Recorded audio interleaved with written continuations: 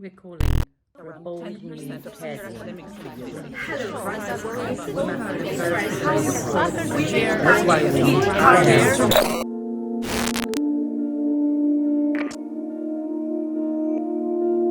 The world has been confined and applauding from windows and balconies the medical staff taking care of us, overwhelmingly women. Well done. Now, women have also overwhelmingly been taking care of the sick, the elderly, the young in their homes. Here goes an applause to us.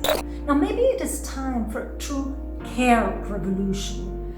And time to remember that with or without pandemic, human vulnerability is the norm, and that any human society built without acknowledgement of this very basic fact will always be a society that relies on the exploitation of those who in the shadow continue to care.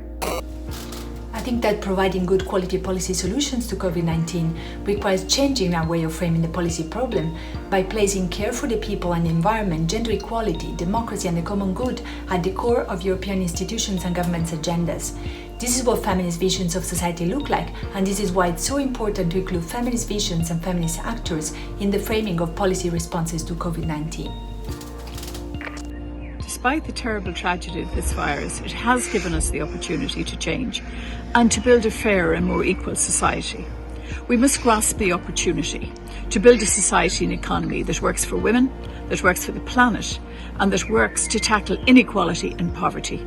There's a huge opportunity to advance women in digital, artificial intelligence and STEM, for example. And we need to work with women, with the education sector and with the private sector to make that a reality.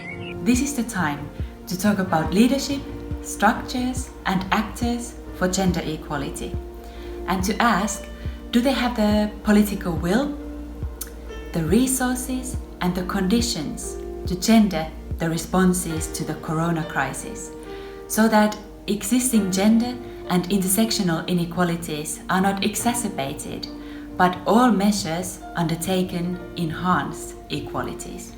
Gender-sensitive responses to the socioeconomic challenges we all face require intersectional parity at all levels of decision-making. At the negotiation table, equal opportunity must be given to women.